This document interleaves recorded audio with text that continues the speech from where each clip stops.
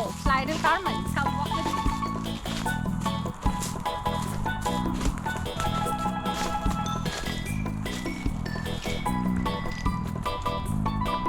So Mayans used to rule over Mexico, and we have finally arrived. So apparently Mayans used to come after landing in Playa del Carmen, not landing after coming to the coast. We are not in the era of airlines. Coming to the coast of Playa del Carmen, they would apparently rest here and then they would move to their next destination. So I moved to Mexico recently. Have you ever thought what were my personal reasons because of which I chose Mexico, not any other place when I was moving out of US? Hi, if you're new to my channel, I'm on a chai break, and whenever I'm on a chai break, I'm talking about all things management consulting, all things MBA, and all things travel and career advice, especially in your early years. So feel free to hit on the subscribe and the notification button so that you are notified whenever I'm making out these really cool videos for all of you.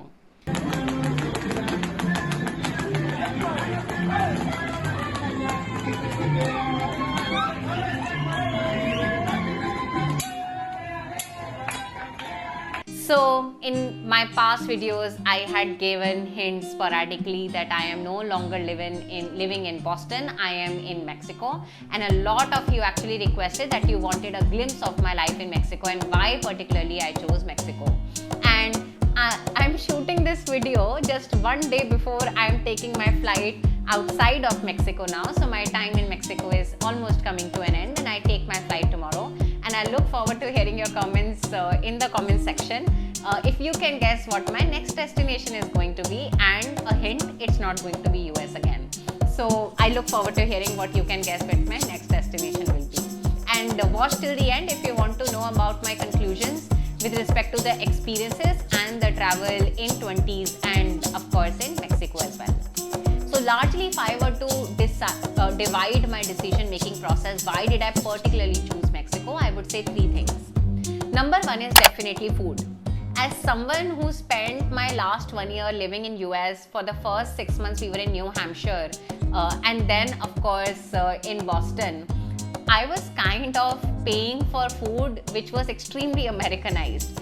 Be it Italian food or be it Greek food or be it even Indian food, which was heavily Americanized. And of course I was also kind of falling tired of paying in dollars, of course. So when the time came almost around June 2022, that should we travel and move out of this place to another place, we felt that what is one place which will be near to US but which will have extremely authentic and good food. And Mexico of course started jumping up when I was modeling and I was playing with my Excel. I know that I could be really cute with details when I'm trying to take decisions, but that definitely helped. And no two doubts, I have not even an iota of regret. The kind of food that we have, that's how people do it here. Tacos and burritos, I know that we get them in India, but those are really Indianized version or really standardized version created by American companies. But the local food here in the stalls or in the roadside corners that you get is just really mind-blowing. So much so that for the first 1 week of my arrival here, I was just eating tacos, nothing else. And I think I'm just going to be very much missing it. And of course, if I were to give you a sense of the price here, one taco here costed me 20 Mexican pesos, which is approximately $1 US. In Boston, I had ordered in a Mexican restaurant a taco that had costed me $5-6 US. I think more than that, in fact, $6 to be precise. So I was getting good food and I was also getting it cheaper. So definitely a complete win-win. I have become a huge fan of avocados now. It's part of my daily healthy meal and I'm definitely going to miss that as I soon move out of this place. Which brings me towards the second point, which is people. Where's your home? From where did you come to Playa del Carmen? Are you from Mexico City? No, I'm from Chiapas.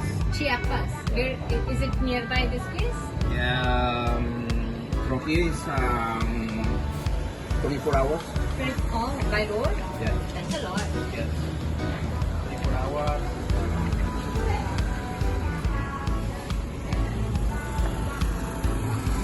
Coming from India, I have always felt that as Indians, we can be really warm, we can be very authentic, we can look out for each other. I'm not saying that Americans are not like that, but you do associate yourself with Indians as an Indian than any other nationality. If after Indians I have associated with any other nationality, that is actually interestingly Mexican. And Naman and I, we both are, we have a friend who are actually life partners, they are Mexicans. And we felt really connected to them, we felt that they were as authentic as we are. And that really created another attractive pull. And of course, we have 2-3 more friends who are Mexicans. Created another attractive pull for us to now move to Mexico. But if I were to be very candid, we did not move to Mexico City where native Mexicans or a lot of locals really live. We actually moved to Cancun and Playa del Carmen, which attracts a lot of expats. So there is limited, I would say, local population representation. There are a lot of expats, too much to the extent we were really surprised we did not meet any Indians. But we found French, we found Portuguese, we found a lot of Latinos from Peru, Guatemala, and many other places. A lot of people are here from America who are here on vacation from California, from Boston, but we have not interestingly found any Indians. But coming back to the entire people aspect, which comes to another point around language. English is not spoken here very often, especially as you go deeper into the areas. For example, in Cancun, we still found people were speaking broken English, or they were at least understanding our English when we had to get food, when we had to order food, or even when we had to get our food delivered. But here in Playa del Carmen, most of the mom and pop stores, they don't understand English at all. That meant that we had no other option left but to learn Spanish at an age of 30. And I found very interesting hacks. Initially, the strategy that we were using, and if you are any day planning to either visit Spain or Mexico or any other Spanish speaking country, then here is a hack that we found. Rather than learning 10 sentences per day, which was the strategy we were using earlier when we were in Cancun, and we stayed in Cancun for 2 days, and then of course our permanent base was Playa del Carmen, then I would say learn 10 words every day. So for example, important keywords such as water is aqua or fish is pez, and then there are multiple other words that represent the common things that you will need in the market. So rather than learning full sentences with full grammar, it makes way more sense for you to actually learn 10 words every day. And through daily effort and through daily usage, you will be surprised you have a command over complete new language altogether. I don't think I would have ever learned or had a need to learn a new language altogether at this stage in my life, but I don't think I'm ever going to forget the words that I have learned here.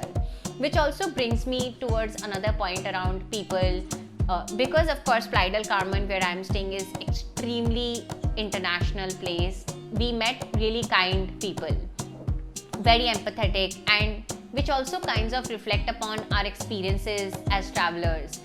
You are foreigners in these countries. We are typically intimidated by people and locals many a times, but that didn't seem to be our case. In fact, here in our Airbnb, our host was extremely kind and went out of his way to make sure that we settled in properly. Our neighbors, people that we met many a times in restaurants, were extremely kind, made sure that if we were not able to many a times navigate our way with our broken Spanish, they were helping us a lot. Which also brings a lot of importance about EQ and smiling while you're traveling. Just learning the language will not suffice. Just making sure that you know that you have just watched YouTube videos will not suffice. When you're on ground, when you're traveling, when you're really uncomfortable, then smiling, making sure that you're making friends with the right locals could really enhance your experience. At least it did in our case. Which brings me towards the third point, which was on cost. That was third major reason because of which we thought of moving to Mexico. So my current Airbnb, so this is a beautiful Airbnb where we've been living since last 1 month. It cost $25 per day. And if I were to imagine, my rent in Boston for 2 people was definitely more than $25. So I definitely wanted to move to a place where I was not having my expenses in US dollars. I am having my expenses here in Mexican pesos. So that was another really beautiful thing. Alright, if I have to conclude this video, what are 2 major things that I learned as I'm reflecting back upon my journey? of moving to a new country altogether and settling just next to a beach. The beach is just almost 1.5 minutes walk away. Number one is that people underestimate the value of investing in experiences in their 20s. I know because of a lot of influencers, there is a culture of investing in public market, investing in private equity, etc. That of course is not open to most of the retail users. But there is an entire narrative which has been forgotten, that what you will learn, what kind of experiences you will gain after traveling in even Dharamshala in India, or even Kerala, or even Udaipur, is extremely unparalleled. And that is the kind of experiences I had in my life when I was in my 20s, and now of course I'm getting a chance to travel internationally. So think a little bit if you would also want to invest certain money in your experiences, not just in investing in finance. That is needed, right? You need investment finance one-on-one. But always make sure that you need to have a holistic life. Charlie Munger very interestingly said that there's no point of being a billionaire at my age, because, for example, there's a very famous Fifth Avenue here in Playa Del Carmen. If Charlie Munger were here and he is almost late 90s, right, then he would not be able to enjoy, or any other person in his or her late 90s will not be able to enjoy as you and I would be able to with our young age, with the fitness that we have, and with a lot of energy that we have. And in terms of, finally, if I have to leave one last note, Mexico is largely the home of Mayan civilization. Mayan civilization used to rule somewhere around 1000 to 500 AD, and it's really surprising that they have their ruins, their entire buildings are still left intact. I will put a photograph here as I speak about it. It was such a peaceful moment to visit an era or a history different altogether, which is just mentioned in book.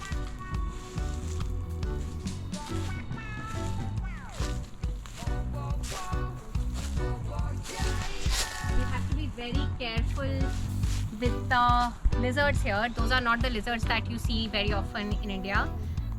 They are monitor lizards, or a smaller version of them. So we are being very careful as we arrive here. Natural habitat, and we have to make sure that we don't disturb them.